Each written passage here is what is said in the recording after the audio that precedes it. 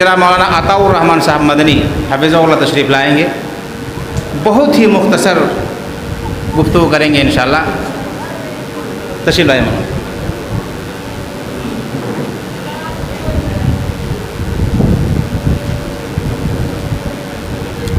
السلام علیکم ورحمۃ اللہ وبرکاتہ۔ الحمدللہ رب العالمین والصلاة والسلام علی سید الانبیاء والمرسلین نبینا محمد وعلی آلہ واصحابہ اجمعین ومن تبعہم بإحسان الی یوم الدین۔ اعوذ باللہ من الشیطان الرجیم، بسم اللہ الرحمن الرحیم۔ ومن احسن قولا ممن دعا الى اللہ وعمل صالحا وقال اننی من المسلمین۔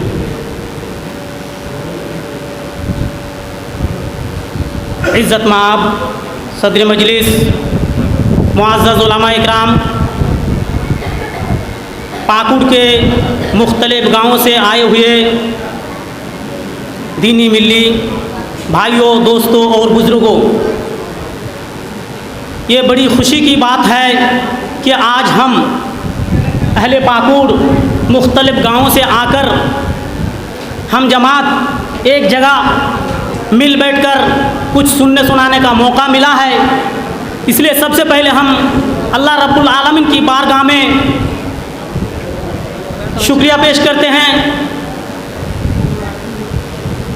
الحمدللہ برادران اسلام، میں بیٹھ کر یہ تقریریں اور پوائنٹس کی باتیں سن رہا تھا اور ذہن میں کچھ باتیں جو بتانے کے لیے لایا تھا، ایسا لگا کہ وہ محو ہو گیا، کچھ نئی باتیں ذہن میں اب آئی۔ سب سے پہلی بات، دوسرے مقرر جو نظامت فرما رہے ہیں، انہوں نے پوائنٹ کی اہم کچھ باتیں کہی ہیں جو مجھے یاد نہیں ہے، لیکن میں نے ناظم اعلیٰ سے اشارہ کیا کہ آپ ان کو قلم بند کریں اور اس کے مطابق ہم جمعیت کو آگے بڑھائیں گے۔ یہ جمعیت اہل حدیث اور اہل الحدیث یہ جذبات کا نام نہیں ہے، بلکہ اس کے لیے لائحہ عمل ہے جو ہمیں رسول اکرم صلی اللہ علیہ وسلم سے اور صحابہ اکرام سلف صالحین سے ورثہ میں ملا ہے، جسے ہمیں من گھڑت بنانے کی ضرورت نہیں ہے۔ اس کے لیے الگ سے نصاب تیار کرنے کی ضرورت نہیں ہے، ہمارے پاس نصاب تیار ہے، بس صرف اس کو ترتیب دینا ہے۔ اہل الحدیث کی تشریح کرنے میں اکثر ہم اہل حدیث بھی کبھی غلطی کر جاتے ہیں۔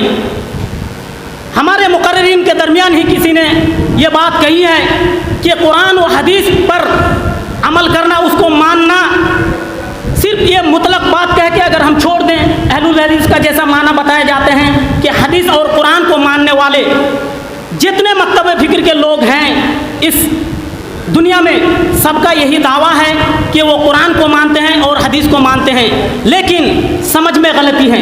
لہذا اس تعبیر کو ہمیں ایسے کہنا ہوگا کہ قرآن اور حدیث کو فہم سلف کے مطابق سمجھ کر اس پر عمل کرنا، یہ لفظ اگر ہم نہ جوڑیں تو بالکل غلط ہو جائے گا اور دیگر مکاتب فکر سے ہماری امتیاز ختم ہو جائے گی۔ سب سے پہلے اس چیز کو درست کر لیں۔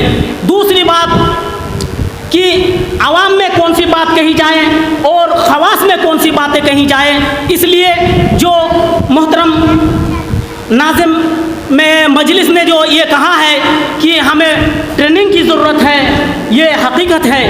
بغیر ٹریننگ کے ہم ایسی باتیں کہہ جاتے ہیں جو مناسب نہیں ہوا کرتی ہیں بسا اوقات، لہذا ہمیں ٹریننگ کی ضرورت ہے۔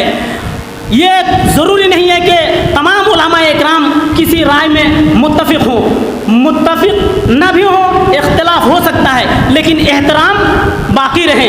جتنے ائمہ اکرام گزرے ہیں، چاہے ائمہ اربعہ ہوں، صحابہ اکرام ہو، تابعین اعظام ہوں، ہر مسئلے میں جو سب متفق تھے ایسا نہیں ہے، بلکہ آپ تاریخ پڑھیں تو اکثر مسائل میں جو فروعی مسائل ہیں اس میں کسی نہ کسی ناحیے سے ایک عالم کا دوسرے عالم سے اختلاف رہا ہے، لیکن ایک دوسرے پر کیچڑ نہیں اچھالے، بلکہ ان کی عزت کیے ہیں، مجلس میں بیٹھ کر انہوں نے اختلاف کیا اور پھر مجلس سے باہر جا کے گلے ملے یا مجلس ہی میں ان کا احترام سے نام لیتے ہیں، لیکن ہمارا ये तरीक़ा बिल्कुल उल्टा हो जाता है। किसी मजलिस में किसी ने कुछ कहा है, दूसरी मजलिस में जाकर उस पर कीचड़ उछलना या उसको ऐसे अंदाज में बयान करना, जो बहरहाल ये हमारी जमीयत अहले हदीस की जो मीटिंग, खुसूसी मीटिंग ज़िली जमीयत के अहले हदीस के ऑफिस में होती हैं, वहाँ हम उलमा इकराम इस पर मिल बैठकर बहुत सारी बातें शेयर कर सकते हैं, चर्चा कर सकते हैं, जो आवाम में नहीं करना चाहिए। खैर,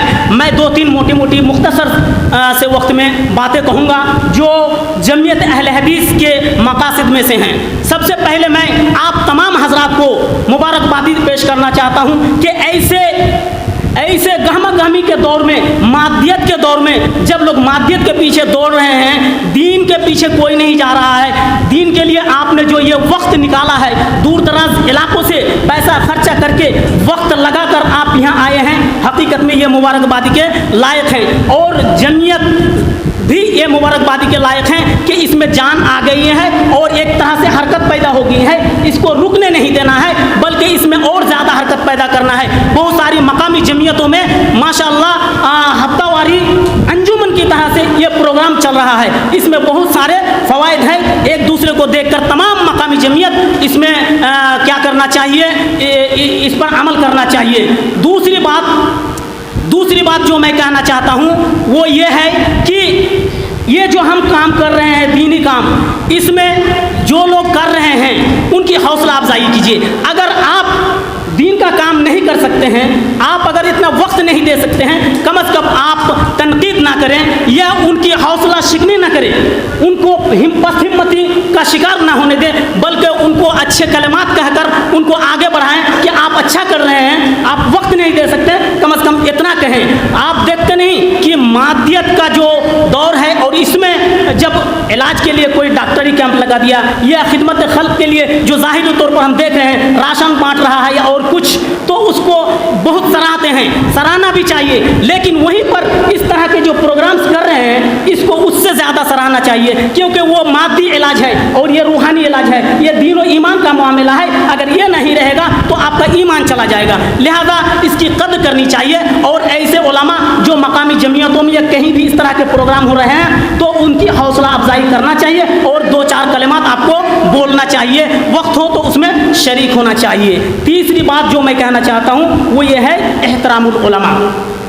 उलमा की एहतराम करना चाहिए। उलमा की एहतराम आज हमारे दिलों से गायब हो चुका है, जिसकी वजह से देख रहे हैं गैर तो उलमा को बहुत ही भद्दे अल्फाज से मुलक़ब कर रहे हैं, कहीं मुल्ले कह रहे हैं, कहीं और कुछ कह रहे हैं, जो उलमा इकराम सुन रहे हैं और दीनी खिदमत में रवां दवां है। लेकिन वहीं पर हमारे अंदर ही से हम ही लोग अगर उलमा को बुरे अलकाब से पुकारेंगे और उलमा को मुख्तलिफ तरह की जुमले सुनाएंगे, तो भला बताइए इनकी हौसला अफजाई कैसे हो सकती है? नहीं हो सकती है। लिहाजा उलमा की इज़्ज़त को घटाना ये इस्लाम की नश्र व इशात में रुकावट डालना है। उलमा अंबिया इकराम के वारिस हैं, सहाबा इकराम उलमा थे। इनकी इज़्ज़त को घटाकर अदियाने बातिला ने क्या किया कि दीन को मुनहदम करना चाहा, क्योंकि दीन को पहुंचाने के वास्ते कौन है? सबसे पहले सहाबा इकराम हैं। अगर उनकी इज्जत को, उनकी तौक़ीर को लोगों के दिलों से अगर घटा दिया जाएगा तो दीन की औकात और दीन की क्या इज्जत लोगों में रह जाएगी। वही हाल आज के दौर में भी है। अगर उलमा की इज्जत, कद्र व मंजिलत आवाम के दिल में, खुद उलमा के दिल में तय आपस में नहीं होगा, तो फिर दीन इस्लाम का एहतराम आप नहीं कर सकते हैं। दीन इस्लाम का काम भी आगे बढ़ने में रुकावट होगी।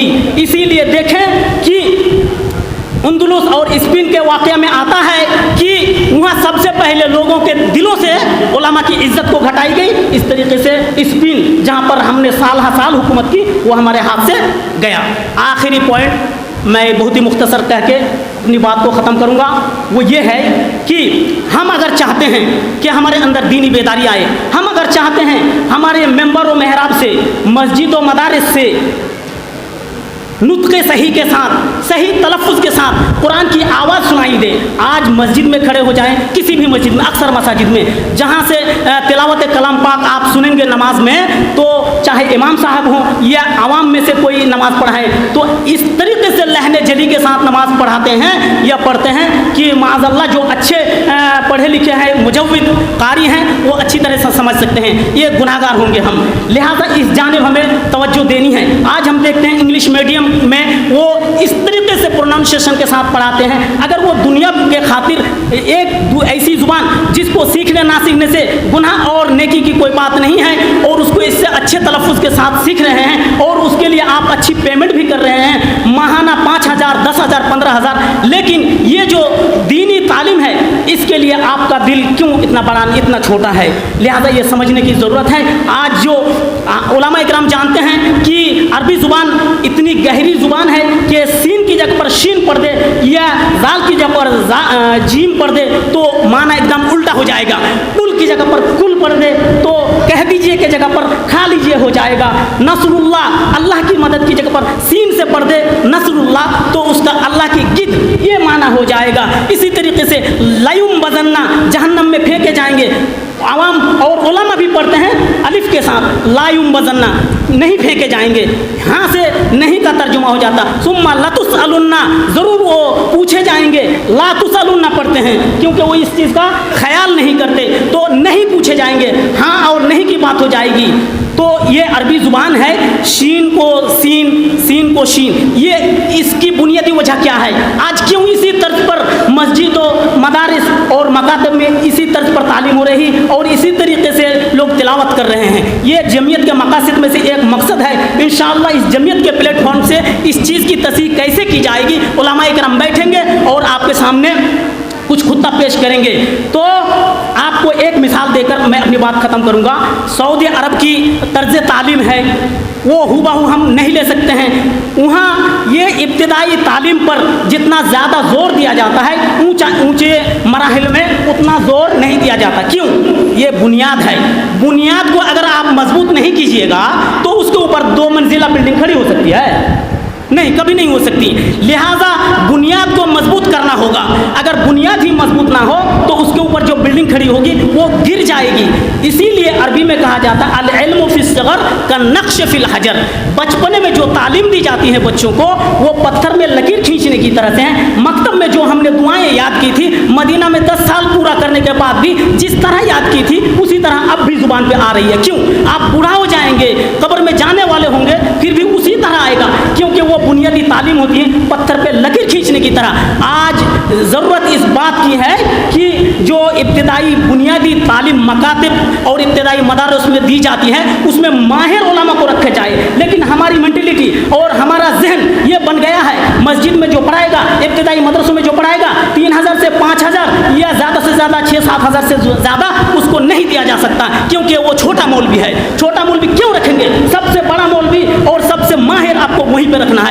आप मस्जिद नबवी की एक मिसाल आपको दे देता हूँ। वहाँ अगर यहाँ जो हम बुखारी पढ़ा रहे हैं, अगर हम वहाँ जाके कहें नूरानी कायदा पढ़ाना चाहते हैं, गेट आउट, आपको पढ़ाने नहीं दिया जाएगा, आपको पढ़ाने नहीं दिया जाएगा। उसके लिए ज़रूरी है कि आप नूरानी कायदा की सर्टिफिकेट लाइए। नूरानी कायदा आप जाके पहले पढ़िए। आप हज़ारों 15 साल बुखारी पढ़ा के आए, आपको मौका नहीं दिया जाएगा। क्यों? क्योंकि आप गलती करेंगे बच्चों को पढ़ाने में। उनकी नफ्सियात को समझना और उनके लिए जो टॉलरेंट एक बर्दाश्त करना होता है, बार बार सिखाना होता है, तो इसको बर्दाश्त करने का मादा होना चाहिए और नुत्क़ कैसे सही से देना चाहिए, इसको सीखने के लिए नूरानी कायदा की पहले आपको ट्रेनिंग लेनी पड़ेगी, तब जाके आप मस्जिद नबवी में पढ़ा सकते हैं। वहाँ के भी बड़े मशाइख को पढ़ाने का मौका नहीं दिया जाएगा, सिर्फ उसी को दिया जाएगा जो नूरानी कायदा में क्या किए हैं, सर्टिफिकेट हासिल किए हैं। यहाँ भी दुआत तदरीब की ज़रूरत है ताकि ऐसे मुजव्विद और ऐसे कारी हम तैयार कर सकें और मसाजिद में, मकातिब में उनको मुतय्यन कर सके।